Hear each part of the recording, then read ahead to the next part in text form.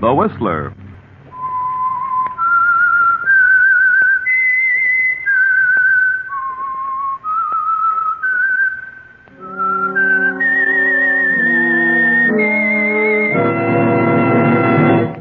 I am the Whistler.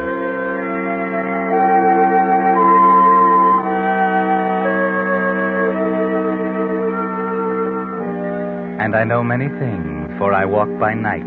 I know many strange tales, many secrets hidden in the hearts of men and women who have stepped into the shadows.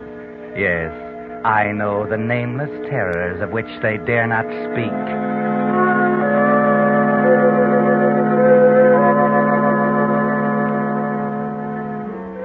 Tonight, another in a series of strange tales by The Whistler.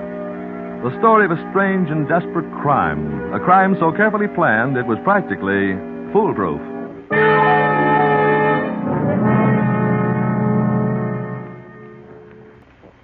And now, The Whistler.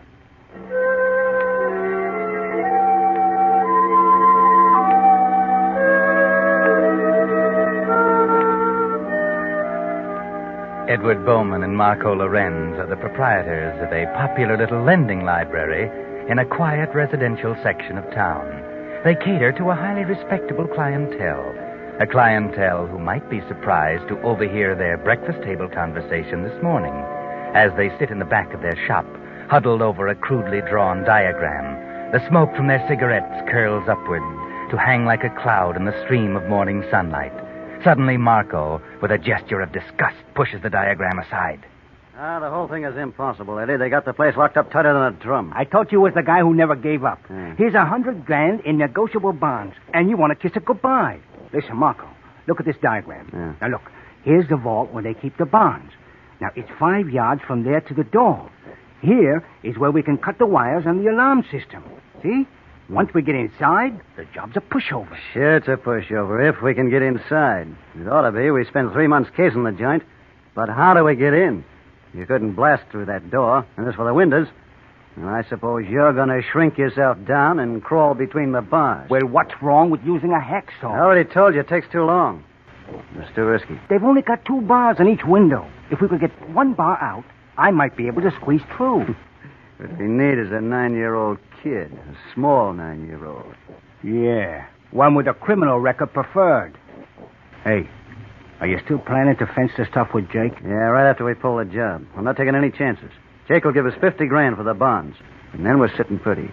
No hot money, no stolen goods. Yes, we'll be sitting pretty.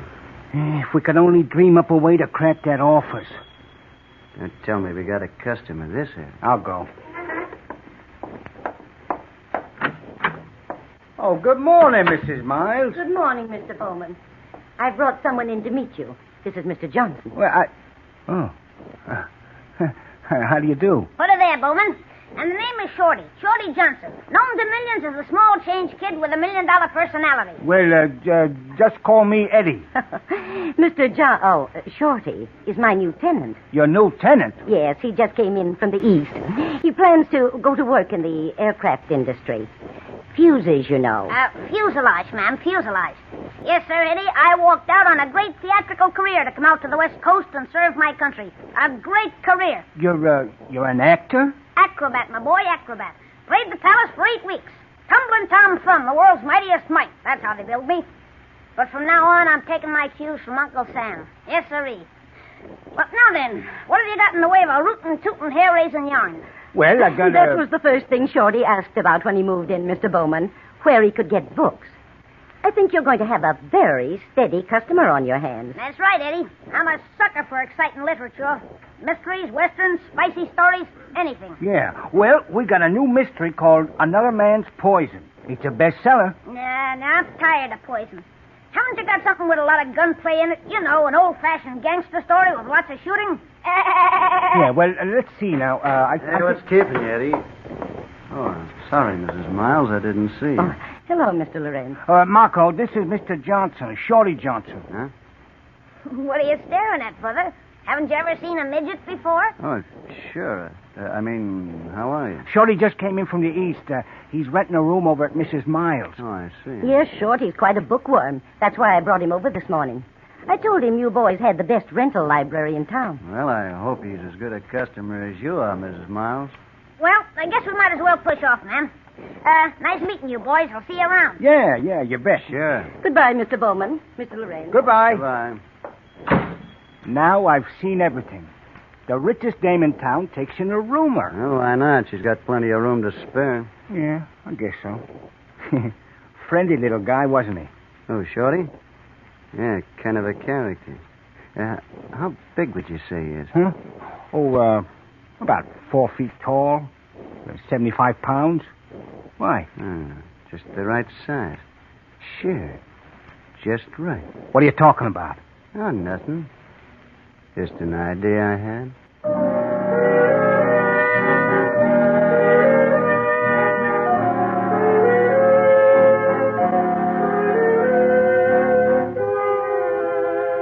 Now, what could Marco be thinking?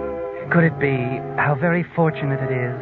Just when they need a very small man to complete their plans, a midget walks in? But what kind of man is Shorty the midget? The kind who would listen to a business proposition? It certainly wouldn't seem so, as Shorty, just a few blocks away, spends a quiet evening at the home of his wealthy benefactor, Mrs. Miles.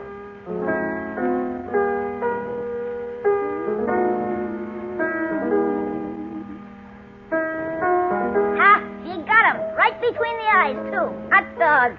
What are you reading now, Shorty? Temptations of a Gun Moll. The boys just got it in today.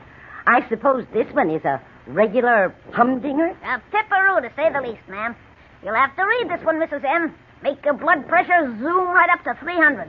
Yes, sir, just what the doctor ordered. Shorty, what would my friends think if they caught me reading Temptations of a Gun Moll? Only trying to improve your education, ma'am. I used to teach school, you know. My, you've certainly had a checkered career, haven't you? Checkered is the word for it, ma'am. But no more. From now on, it's a time clock and a pair of overalls. Oh, then you've heard from the plant? Yep. I'll start to work any day now. A simple, honest toiler. That's my new role in life. Well, that's fine. I guess it's about time I started paying you back for everything I owe you. Now, Shorty, we agreed not to talk about that. Why, goodness sake, you've been such a help to me. I don't know how I'll get along when you go to work. On the contrary, Mrs. M., on the contrary. Having you fuss and worry over me makes me feel like, well, like there's someone taking an interest. You know what I mean? After 10 years of traveling around from one circuit to another, living out of trunks, feels pretty good to talk over your problems with someone besides agents and producers. Oh, you poor boy. It must have been terribly hard for you all those years. It wasn't easy, ma'am, especially for a fellow like me. Hey, listen here, young lady. Don't you know what time it is? 11:30. Come on now, come on. Off to bed with you. Oh, not yet. Oh, yes. Come on now. Oh, no, but I'm not sleepy. Now, none of your back talk, miss. Hurry up now. Scat. Oh, all right, you tyrant. Oh, I guess I'll take that book if you're through with it. Are you going to pass up Shakespeare tonight? Well, I think I ought to branch out a little. One can get in a rut with Shakespeare, you know. One certainly can. Well, good night, ma'am. Good night, Shorty. Oh, wait a minute. Yes? Aren't you forgetting something? The picture on the wall? The picture. Oh, the safe. I don't think that's really necessary, Shorty. Oh, yes, it is. You want to wake up some morning with your throat cut? Besides, you're liable to poke your eye out in your sleep with one of those rings. Oh, all right. But it seems so silly. I've never used that safe for anything but old love letters. Well, from now on, you're keeping your jewels there. You certainly need a man to look after you. I guess I have one. Well, you store your little trinkets away. All right. I'm going to curl up on the sofa with sagebrush destiny. All right. Now, let me see.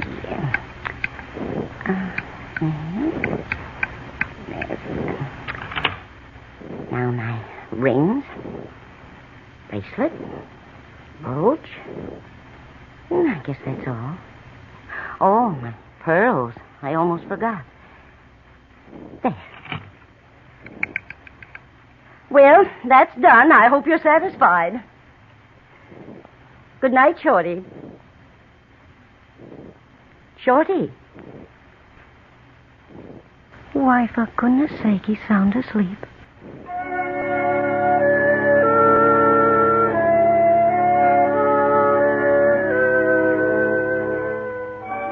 Yes, the little man is sound asleep. The tight, sharp little face is relaxed now, and the lamplight reveals a network of fine lines around the eyes, a tired droop in the lips. The old lady smiles down at the small, strange figure on the couch. Then she turns off the light and quietly leaves the room.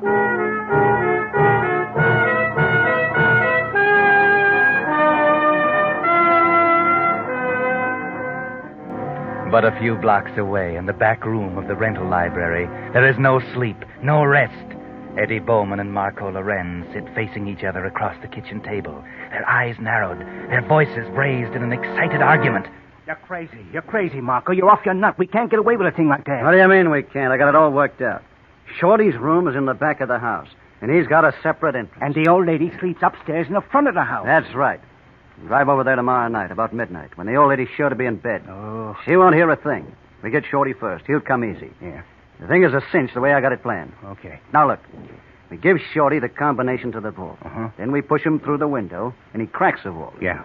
Won't take more than 2 minutes. We get the bonds and take them right over to Jake. Uh-huh. $50,000 in cold cash, and the rest is smooth sailing. Yeah. And what about Shorty? He won't be any trouble. We got a nice barrel of cement for him. Only for him, it won't even take a barrel. Hey, no, Marco. Let's not get mixed up in anything like that. No one can pin a thing on us. We got a perfect alibi. A perfect alibi for the robbery, yeah. But what about the other? Okay, what happens when Shorty's missing? Old Lady Miles calls the police. Meanwhile, the police are trying to figure out how the bond firm was robbed. Well, they find out the midget's missing. Naturally, they put 2 and 2 together. And they find out he was a steady customer here, so they come around here and start pumping us. Sure. But they're not going to be looking for a body. They're going to be looking for an escaped thief. And we don't know a thing about it. The setup is beautiful. Absolutely foolproof.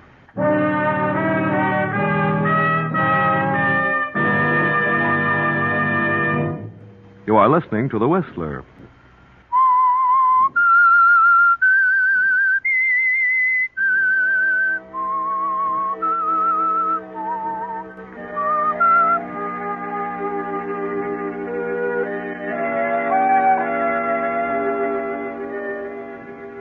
And so Marco and Eddie, partners in the business of lending books and borrowing other things, have decided to add a third and unwilling partner, but only for a very short time.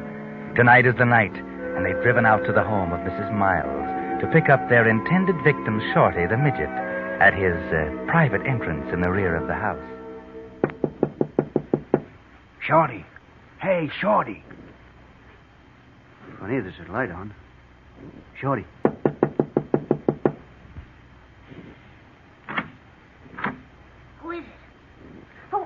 Marco. Yeah, we just dropped over for a little visit. Well, it's awfully late. I was just getting ready for bed. Well, we just stay for a minute. No, I really... Hey, what goes on? What are you packing for? Well, boys, I guess you got me cornered. I couldn't pass my physical over at the plant.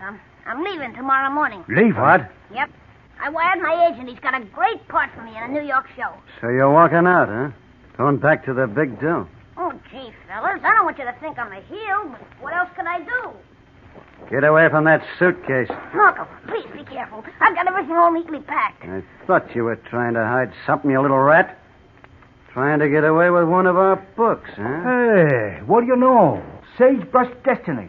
A brand new one, too. Oh, please, Marco, I didn't mean anything bad. I just didn't have time to finish it. I was planning to send it back honest. Where's the other one? Temptations of a Gun Moth. Mrs. Miles is reading it. Oh, don't be so, Marco. Here, take the book. Put that book back in the suitcase. But I thought... You heard what he said. Well, say, what's the idea? Eddie, what... We mean business, short stuff. Now, come on, snap into it. Sure, Eddie. Now close the suitcase. Okay. Say, what's all this about, fellas? I don't like practical jokes. Shut up. Okay, Eddie.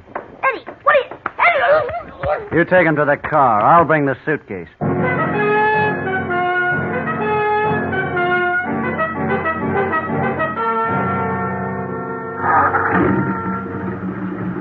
All set. Move over, Shorty. What are you guys up to? Is this some kind of a joke? Shut up!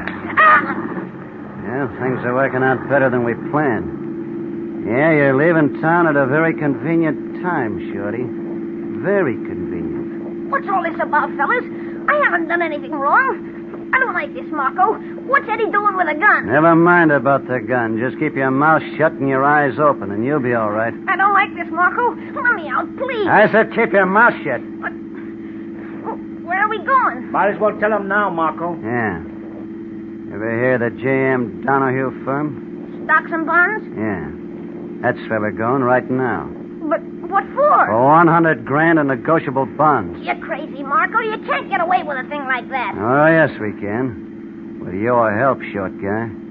What are you talking about? The only way to get into the place is through a window. And that's where you come in. No, I won't do it. You can't make... You'll do it all right, my friend. You want to keep healthy.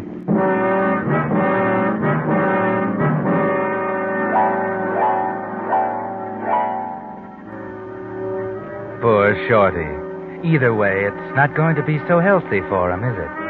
But he doesn't know that as the car pulls up to the curb at the rear of a small building, and the three of them alight. The preliminaries are over quickly. A snip of the pliers and the emergency alarm system is cut. Eddie goes to work on the window. A few twists of Eddie's jimmy and... There. As easy as slicing a cake. Okay. Here, Shorty. Combination of the safe is on this paper. Can you read it? Yeah, I guess so. Okay, now when you get inside, the vault's just a few feet to your right. Go straight there. Open it and get the stack of bonds. And bring them straight back here, understand? Yeah, I understand, Marco. And listen, you little runt, no funny business. We can see every move you make. We ain't got these rods for looks, see? I know it. Okay, come on, Shorty. I'll give you a boost. Give me your hand. Here. Okay. All right, grab hold. That's right. And a boy. You can squeeze through the bar sideways. That's it. In you go now. Okay? Okay. All right, get going. And don't waste any time. Do you think he can crack it, Marco? He'd better. It's a simple combination. If he has any trouble, we'll know he's stolen. Hey, he's turning the dial now. Yeah? Hey, that's right. 4 to the left. Yeah. Now right. 2. Then back. Okay, that should be it. Pull it open. He did it. Yeah. Hey, he's getting the bonds now. I told you it'd be a pushover. Did you fix it with Jake to take the stuff tonight? Yeah, I told him we'd be there at 2:30. It's 20 after now. Good. Okay, Shorty, don't bother to close the vault. Just bring the stuff over to the window. Okay, here it is, you guys. Look at that lettuce. 100,000 smackers right in my hand. Not bad, huh, pal? Hey, listen, Marco, give me a hand. I can't get out of here by myself. Hurry up, I gotta catch a train. Yeah. Maybe you're going to catch a train. Okay, here. Get my hand. Wait a minute. I heard you. What did you mean? What are you talking about? What you just said. Don't waste time. Take my hand. No. What did you mean? Maybe I'd catch a train. He didn't mean nothing, Shorty. No, I was just kidding, Shorty. Come on, take my hand. No.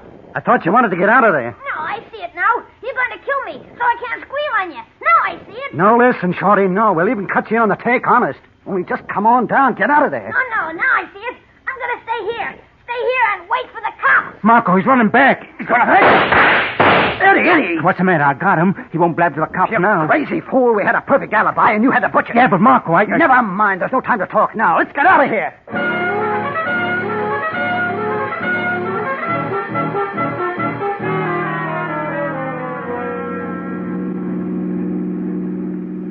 But Marco, they can't pin anything on us They now. can't pin anything on the midget, you mean? They'll find his body in there. And then they're going to start looking for the guys who stole the bonds. Only now it won't be just a grand larceny rap. It'll be murder. I'm sorry, Marco. I must have lost my head. I thought if he got into that vault and hid... They could have gotten him out some way, given him our guns, given him half to take something, but now...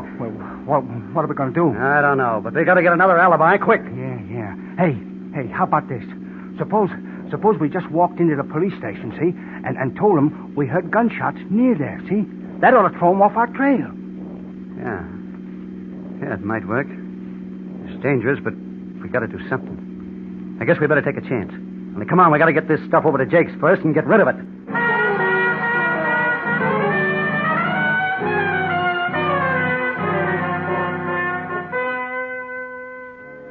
Pretty risky, isn't it, Marco? 100,000 in bonds missing, and a body lying at the door of the open vault. And you're going to walk into the police station and tell them about it. But, well, it may work. Anyway, you feel better about it now that Jake has the bonds and you have the cash safely put away. And the desk sergeant doesn't seem too interested when you walk in and start to tell him about it. Where'd you say you heard these shots? In the vicinity of 4th and Powell Street. How long ago? About 15 minutes, I guess. Yeah, what took you so long? That's not that far from here. Well, you see, at first we thought they might be backfires from a car. So we drove on a ways, and we talked it over and decided to come back and report it. Okay. Hogan, take down their names and addresses. Okay, Bud. You first. Huh? Come on. Marco Lorenz. Marco Lorenz. Address? Bowman Lorenz Library, Ridgely Street. Ridgely Street. Okay. Your name? Edward Bowman. Address? Same as his. Business together? Yeah. Is that all? I guess so. Just a minute, boys. You say you run the Bowman Lorenz Library? Books? Yeah, that's right. Mm-hmm. What were you fellas doing driving down near 4th and Powell Street this late at night? Well, you see... You see, we were going on a vacation. We wanted to get an early start. You know, miss the traffic. Yeah, I see. Yeah. We even got our suitcases out in the car. Oh. You even got your suitcase in the car, huh? Hogan. Yeah? Maybe you better run out and take a look at the car. Yeah, and you'd better bring in the suitcase. Okay. Hey, what's the idea? Dangerous to leave valuables in a parked car on the street at night. You wouldn't want it stolen now, would you? Yeah, but we was just leaving. Yeah? Well, if you don't mind, I'd like for you to stick around for a few minutes. You see, I'm very much interested in books. Books? Yeah. This one, for instance. Called Temptations of a Gun Moll. Ever see this one before? Why, I don't know. That's funny. Because it has your stamp on it, see? The Bowman Lorenz Library. Yeah, well, where'd you get that book? Oh, I picked it up a few minutes ago. Oh, good, Hogan. You got the suitcase? Yes, sir. Well, gentlemen, I've been thinking about taking a vacation myself, and I'd like to see what to take along. You won't mind if I just take a look at what you're carrying, will you? You can't do that. You can't search a person's possessions without a charge against And them. who knows? Maybe I've got a charge. What? Maybe the charge is suspicion of robbery, shall we say? Okay, Hogan, open it up. Robbery? That's ridiculous. Is it? What'd you find, Hogan? Well, nothing much, Sarge. Kids' clothes. Hey, wait a minute. There's something down here at the bottom. Hey, Sarge, take a look. Yes. Yes, that's what I was looking for. What'd you find? As if you didn't know. Jewels. I suppose you didn't think they'd be missed this soon. But we got an emergency call to go out to Mrs. Miles' house about an hour ago. Shorty. Listen, you can't pin a jewel robbery on us. That old dame can't do that to us. We know who did it, no matter what she told you. She didn't tell us anything. When we got there, she was sitting on a sofa with this book in her hand. So what? But she wasn't reading. She couldn't. You see, she had a little round bullet hole right between the eyes. No. Lock him up, Hogan, on suspicion of murder.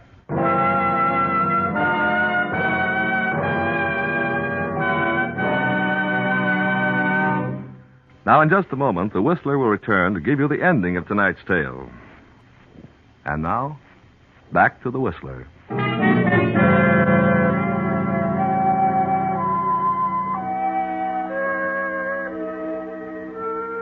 Well, that was quite a mix-up, wasn't it? For a crime that was supposed to be foolproof. What Eddie and Marco didn't know was that Shorty pumped a bullet into Mrs. Miles and was getting away with her jewels when they kidnapped him to help them rob the security office. Yes, Shorty killed Mrs. Miles. Eddie and Marco shot Shorty. And now they'll die for the murder Shorty committed. It all came out even, didn't it? Well, no, not quite. Because, you see, in the hospital ward, the doctor bends over a still small figure. He shakes his head. Shorty Johnson will live. The shots Eddie fired didn't kill him. So Eddie and Marco will burn for a crime they didn't commit. And Shorty will go free for it. Yes, free. But he won't get off without paying.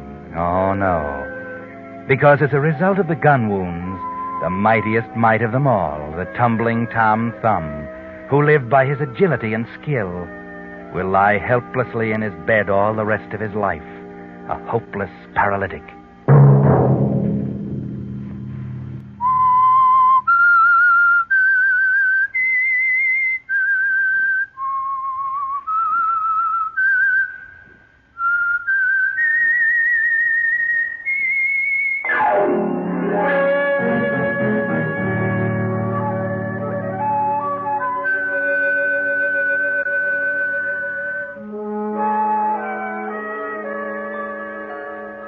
The Whistler is broadcast for your entertainment.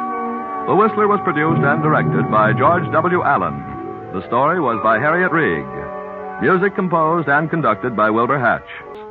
Next Sunday night at 7:30, The Whistler will bring you another mystery. Bill Pennell speaking. This is CBS, the Columbia Broadcasting System.